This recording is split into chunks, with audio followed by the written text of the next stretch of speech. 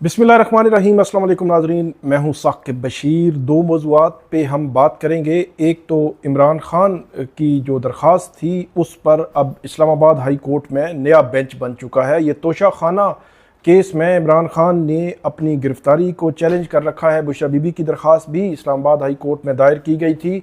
सबसे अहम जो मामला है जिसको हम तफसील के साथ डिस्कस करेंगे कि इमरान ख़ान ने चीफ जस्टिस आमिर फ़ारूक उन पर जो है वो कंप्लेंट उनके ख़िलाफ़ जो है वो दायर कर रखी है सुप्रीम जुडिशल काउंसिल में। और उसी की बुनियाद पर जब 25 जुलाई को अब तोशा खाना केस की समाअत हुई थी तो उस समाअत के दौरान चीफ जस्टिस आमिर फ़ारूक पर एतराज़ किया गया था। उन्होंने उस समाअत के दौरान एतराज़ मुस्तरद कर दिया था। अब नया बेंच बन चुका है। बेंच बनने की क्या वजूहात हैं इस पे बात करेंगे। और इसके अलावा ये जो पिटीशन है वो बुनियादी तौर पर है क्या, उसमें कौन कौन सी इस्तदा की गई है और किस बुनियाद पर इमरान खान और बुशरा बीबी कहते हैं कि तोशा खाना 2 जो नैब का दूसरा केस है तोशा खाना का, उसमें उनकी जो गिरफ्तारी है उनको कालअदम करार दिया जाए। किस बुनियाद पर वो ये कह रहे हैं, तफसील के साथ जो है वो सलमान सफदर, जो बैरिस्टर सलमान सफदर, उन्होंने ये पिटीशन फाइल कर रखी है। इस पर नया बेंच बना है, कल उसने समाअत करनी है। और दूसरा हमारा मामला होगा 190 मिलियन पाउंड केस। उस केस में क्या होने जा रहा है और किस स्टेज पे है। और जो नैब का तरमीमी ऑर्डिनेंस एक जारी किया गया था उस तरमीमी ऑर्डिनेंस को भी इस्लामाबाद हाई कोर्ट में चैलेंज किया गया है। उसके हवाले से भी खबर है, वो आपके साथ शेयर करेंगे तफसील के साथ। सबसे पहले हम शुरू करते हैं। इमरान खान ने इस्लामाबाद हाई कोर्ट में दरख्वास्त दायर की कि उनकी जो तोशा खाना केस में उनकी और बुशरा बीबी की 13 जुलाई को जो गिरफ्तारी नैब ने डाली उसको कलअदम करार दिया जाए, गैर कानूनी करार दिया जाए। एक इस्तदा उनकी ये थी। और दूसरी इस्तदा उनकी ये है कि उनको इमरान खान और बुशरा बीबी को आइंदा किसी भी मुकदमे में गिरफ्तारी से कबल इस्लामाबाद हाई कोर्ट को आगाह करने या इजाज़त लेने पर जो है वो एक शर्त जो है वो आयद की जाए। ऐसा ऑर्डर किया जाए कि इमरान खान और बुशरा बीबी इस्लामाबाद हाई कोर्ट के ऑर्डर्स के बगैर जो है वो गिरफ्तार ना हो सके। दो किस्म की इस्तदाएं हैं। बहुत अहम पिटीशन है क्योंकि इससे कबल हमने देखा है कि 5 अगस्त को जब इमरान खान की 5 अगस्त 2023 को गिरफ्तारी हुई थी तो तब से लेकर अब तक जो दर्जनों मुकदमात हैं जहां पे उनको रिलीफ मिल चुका है, उनकी जो वो बरीयत हो चुकी है या उनकी जमानतें हो चुकी हैं, इसके बावजूद उनकी रिहाई मुमकिन नहीं हो सकी। अब जो दरख्वास्त है उसका कुछ चीदा चीदा नुकात मैं आपके सामने पढ़ता हूं। इसमें यह कहा गया है कि नैब ने इमरान खान और बुशरा बीबी के खिलाफ ये दूसरा केस दायर किया है तोशा खाना का। इससे कबल जो नैब का केस था उसमें 31 जनवरी को जज मोहम्मद बशीर साहब जो है वो सजा दे चुके हैं।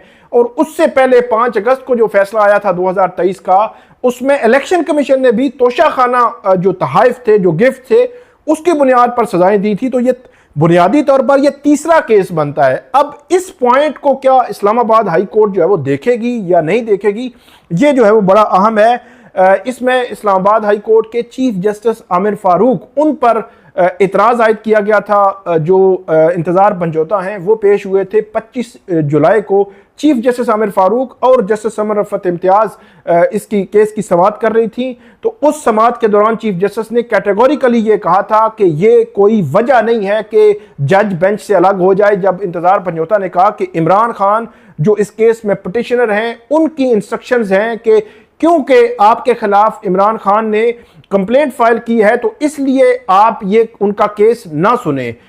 इससे कबल भी इमरान खान और बुशरा बीबी की जानिब से इतराज़ात होते रहे हैं, लेकिन अब इतराज़ जो है वो किया गया कंप्लेंट की बुनियाद पर। तो चीफ जस्टिस आमिर फारूक ने उसको मुस्तरद कर दिया था और ये कहा था कि आप जस्टिस बाबर सत्तार का जो ऑर्डर है वो पढ़ के आए कि जब जज पर जो है वो एतराज़ किया जाता है रिक्यूजल का, कि वो एतराज़ कि वो केस ना सुने तो उसकी बुनियाद क्या होनी चाहिए और क्या जो है वो जज जो है वो किन किन हालात में और किस बुनियाद पर जो है वो उस बेंच से अलग हो सकता है। और इस किस्म का जो मामला होता है उसको बेदरेग इस्तेमाल भी किया जाता है। और चीफ जस्टिस आमिर फारूक ने यह कहा था कि नेक्स्ट हेयरिंग पे आपने ये पढ़ के आना है। अब मामला यह है कि बेंच तब्दील हो गया है। जस्टिस मियां गुल हसन औरंगजेब और जस्टिस अरबाब मोहम्मद ताहिर कल समाअत करेंगे। क्या ये बेंच जो है वो ये कहा जा सकता है कि वो उस एतराज की वजह से तब्दील हुआ है, या जो जस्टिस समर रफ़त इम्तियाज़ हैं वो इस बेंच में शामिल थी 25 जुलाई को, वो जो है वो अब दस्तयाब नहीं है, वो जो एनुअल जो तातीलात हैं उन पे चली गई हैं। तो बेंच तो हर दो सूरतों में नया बनना ही था। अब इसमें कुछ भी अज्यूम किया जा सकता है कि क्या इतराज की वजह से बेंच बना, या जो है वो उनकी जो दूसरे जो जज थे उनके साथ उनकी अदम दस्तयाबी की वजह से बना, या बहरहाल बेंच बन गया है। अब जो है वो जस्टिस मियां गुल हसन औरंगजेब और जस्टिस अरबाब मोहम्मद ताहिर इस तोशा खाना केस में इमरान खान और बुशरा बीबी की गिरफ्तारी के खिलाफ दरखास्तों पर कल जो है वो समाअत करेंगे। इसमें जो इमरान खान की 5 अगस्त से लेकर ऑनवर्ड जो जितनी भी सूरत हाल है, जितने भी केसेस हैं, उनका हवाला दिया गया है। 5 अगस्त को एक सजा हुई इमरान खान को, 30 जनवरी 2024 को साइफर केस में सजा हुई जिसमें वो जो है वो उनकी बरियत हो चुकी है। 5 अगस्त वाली सजा में उनकी सजा मुअत्तल है। 31 जनवरी 2024 को उनको तोशाखाना केस में सजा हुई जिसमें उनकी सजा मुअत्तल है। 3 फरवरी को इद्दत केस में उनकी सजा हुई जिसमें इमरान खान और बुशरा बीबी को इस्लामाबाद की सेशन कोर्ट जो है वो बरी कर चुकी है। 4 ट्रायल मुकम्मल होकर 4 सजाएं हो चुकी, 2 में बरियत, 2 में सजा मुअत्तली इमरान खान की इन केसेस में हो चुकी है। अब जो है वो इस जो पिटिशन है इसमें पूरा हवाला दिया गया है कि इसके अलावा इमरान खान के इस्लामाबाद की सेशन कोर्ट में और भी बहुत सारे केसेस थे। 9 मई के कुछ केसेस थे इस्लामाबाद में, रावलपिंडी में 12 केसेस थे। जब 10 फरवरी को इमरान खान को रावलपिंडी के 9 मई से मुतलका जो केसेस हैं जिसमें GHQ हमला केस भी है, उनमें उनको जमानत दी गई थी। इसके अलावा इस्लामाबाद में मुख्तलिफ केसेस हैं जो एहतजाज के तनाजुर में, दफ़ा 144 की खिलाफ वर्जी में, वो जो है वो मुख्तलिफ अवकात में, जब 10 अप्रैल 2022 से बाद जो है वो PTI जो है वो मुख्तलिफ मौके पर एहतजाज कर रही थी, तो वो मुकदमात दर्ज होते रहे। तकरीबन उन तमाम मुकदमात में कुछ मुकदमात अभी भी ज़ेर इल्तमा हैं, तो उनमें ज़्यादातर मुकदमात में इमरान खान बरी हो चुके हैं या जो है वो जमानत पर हैं। तो इसलिए 5 अगस्त से लेकर आज तक अंदाज़ा लगाया जाए तो दर्जनों आप कह सकते हैं कि वैसे मुकदमात हैं जिनमें उनको रिलीफ मिल चुका है।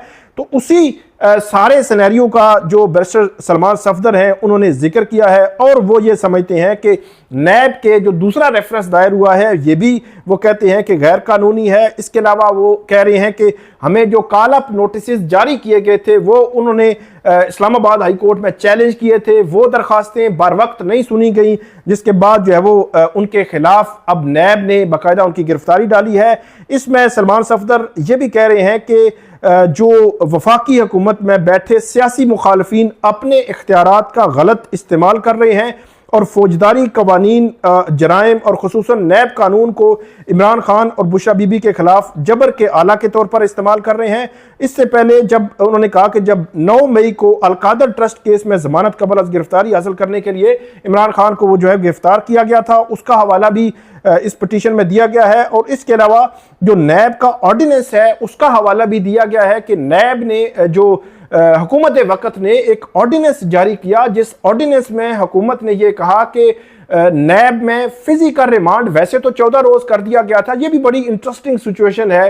पिछली वीडियो में मैंने आपको बताया था कि जो इलेक्शन एक्ट तरमीमी एक्ट है 2024 का, एक 2023 का भी तरमीमी एक्ट आया था। तो इलेक्शन एक्ट तरमीमी एक्ट जो आप ये कह सकते हैं कि जो इलेक्शन से पहले जो तरमीम की थी इलेक्शन एक्ट में, हुकूमत ने इलेक्शन उसी तरमीम को ख़त्म कर दिया इलेक्शन के बाद, क्योंकि उन्होंने पहले की थी, बज़ाहिर ऐसे लगता है जो पहले तरमीम की थी वो उन्होंने की थी कि शायद हमें इलेक्शन में इसकी ज़रूरत पड़े और जो फेयरनेस और शफाफियत के लिए कि सिटिंग जजेस जो है वो ट्राइब्यूनल्स होंगे। उसके बाद उन्होंने बाद में अब जो है वो रिटायर्ड जजेस वाला लगाया है, और उसमें कहीं ना कहीं बदनीति जो है वो नजर आती है, क्योंकि गवर्नमेंट जो है वो चाहती है कि उनको कहीं ना कहीं से बेनिफिट मिले। एक तो ये मामला है। इसी के साथ जो ऑर्डिनेंस की मैंने बात की कि ऑर्डिनेंस जारी किया नैब ऑर्डिनेंस, कि हुकूमत जब आई 2022 में, जब हुकूमत ने जो अप्रैल 2022 में, तो उसके बाद नैब जो है वो नैब का जो टारगेट था कि नैब में तरमीम की जाए। उन तरमीम में एक तरमीम यह भी थी कि नैब का जो लॉ है उसमें जो फिजिकल रिमांड है वो 90 डेज का है, मतलब मैक्सिमम 90 रोज के लिए रिमांड लिया जा सकता है। उस रिमांड को एक तरमीम के जरिए बाकायदा कानून साजी करके 14 दिन कर दिया गया, और वो 2022, 2023, 2024 तक रहा। लेकिन अब जो है वो मई 2024 में हुकूमत वक्त एक ऑर्डिनेंस जारी करती है, जिस ऑर्डिनेंस में यह कहा गया कि नैब का रिमांड जो है वो 14 रोज से बढ़ाकर 40 दिन किया गया। और दूसरी जो शिक थी वो ज्यादा मुज़ीका खेज है कि नैब का कोई अफसर भी अगर कोई बदनीति की बुनियाद पर रेफरेंस बनाता है तो इस ऑर्डिनेंस के तहत उसकी सजा 5 साल नहीं होगी बल्कि 2 साल होगी। ऑर्डिनेंस हमेशा जो है वो किसी अर्जेंसी में, किसी जो है वो ऐसी सूरत हाल में लाया जाता है कि जब जो है वो इजलास ना बुलाया जा रहा हो। तो ये दोनों शिकें बज़ाहिर, और उस वक्त भी हमने कहा था कि ये पर्सन स्पेसिफिक या केस स्पेसिफिक जो है वो शिकें लाई गई हैं, ऑर्डिनेंस लाया गया है। तो उसका हवाला भी इसी तोशाखाना केस में दिया गया है कि किस तरह हुकूमत जो है वो उन्होंने इमरान खान के खिलाफ इस ऑर्डिनेंस को भी इस्तेमाल जो है वो किया है। एक तो इस केस की समाअत कल जस्टिस मियां गुल हसन औरंगजेब और जस्टिस अरबाब मोहम्मद ताहिर करेंगे। इमरान खान के तोशाखाना केस में गिरफ्तारी कलअदम करार देने और किसी और केस में गिरफ्तारी से रोकने की केस की जो है वो समाअत करेंगे। इसी के साथ जो ऑर्डिनेंस वाला केस है वो कल चीफ जस्टिस आमिर फारूक के पास लगा हुआ है।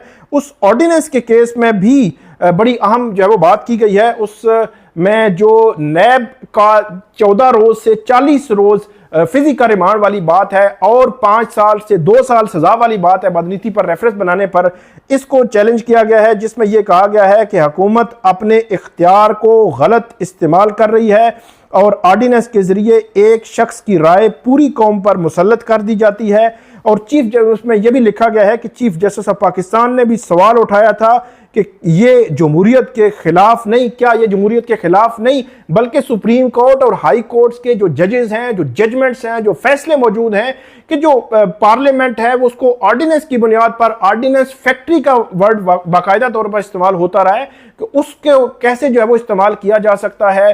और यहाँ पे अब जो है वो चैलेंज किया गया है इस कौमी एहतसाब ऑर्डिनेंस 2024 को, और इसमें 2 जो तरमीम है उनको चैलेंज किया गया है। और यह कहा गया है कि असेंबली मौजूद थी, पार्लियामेंट मौजूद थी, इसके बावजूद ऑर्डिनेंस जारी किया गया। अब यह देखना है कि इस्लामाबाद हाई कोर्ट के चीफ जस्टिस आमिर फारूक, इसमें यह कहा गया है कि टिल फर्दर ऑर्डर, या जब तक कि इस केस का फैसला नहीं होता तब तक इस ऑर्डिनेंस पर अमल दरामद रोक दिया जाए। लेकिन इसमें दिलचस्प एक और सिचुएशन है कि अमल दरामद तो पहले ही हो चुका है या हो रहा है। इमरान खान तकरीबन पिछले 20-22 रोज से वो जो है वो इसी जो ऑर्डिनेंस है इसी के तहत उनको रिमांड दिया जा रहा है। अगर ये ऑर्डिनेंस ना होता तो उनका रिमांड मैक्सिमम 14 दिन होता और मिनिमम 4, 6 या 8 रोज होता है। तो ये जो है वो इसमें दूसरा केस है जो जिसकी समाअत कल हाई कोर्ट में होनी है। आखिरी जो हमारा केस है वो है इमरान खान के खिलाफ 4 केसेस के ट्रायल आज तक कंक्लूड हो चुके हैं। 5वां केस है 190 मिलियन पाउंड केस जो अपने इख्तितामी मराहिल की तरफ बढ़ रहा है। उसमें जो तफ्तीशी अफसर है उसने अपनी स्टेटमेंट रिकॉर्ड करा दी है। 3 अगस्त को इमरान खान और बुशरा बीबी के वकला उसके बयान पर जरा करेंगे और उसके बाद ये केस आगे बढ़ेगा। अब 2 इसमें सूरत हाल जो है वो नजर आ रही हैं। बज़ाहिर नैब ने इसमें 49 उनके जो है वो विटनेस थे, अभी तक 35 विटनेस जो है उनके बयानात हुए हैं। क्या नैब बाकी 14 गवाहों को गिव अप करेगा, उसमें लिस्ट में से निकालेगा? क्योंकि एक तासुर है, उमूमी तौर पर यह होता है कि प्रोसिक्यूशन हमेशा जो तफ्तीशी अफसर है उसका आखिर में बयान रिकॉर्ड करवाती है। तो यह देखना है कि नैब क्या बाकी गवाहों को गिव अप करेगा। अगर नैब जो है वो बाकी तमाम गवाहों को लिस्ट से निकाल देता है और इस पर जरा हो जाती है तो फिर इस केस को कंक्लूड होने के सिर्फ 2 स्टेप रह जाएंगे। एक, बुशरा बीबी और इमरान खान को एक सवालनामा दिया जाएगा, उसको हम कहते हैं 342 की स्टेटमेंट। उस सवालनामे का जवाब इमरान खान और बुशरा बीबी के वकला देंगे और उसके बाद इस केस का आखिरी मरला वो होगा, दोनों तरफ के वकला दलाइल देंगे और फैसला महफूज और फैसला जो सुना दिया जाएगा। लेकिन अब देखना यह है कि नैब क्या 14 गवाहों की गवाहियां दिलवाएगा, बयान दिलवाएगा? अगर तो दिलवाते हैं फिर तो यह केस आगे चल सकता है। अगर नहीं दिलवाते तो मुझे ऐसे लगता है कि ये अगस्त में ही इस केस का फैसला भी आ सकता है। तो ये थी आज की जो हमारी अपडेट्स। उम्मीद है आपको ये अपडेट्स पसंद आई होंगी। इस पे फीडबैक दीजिएगा। अल्लाह हाफिज़।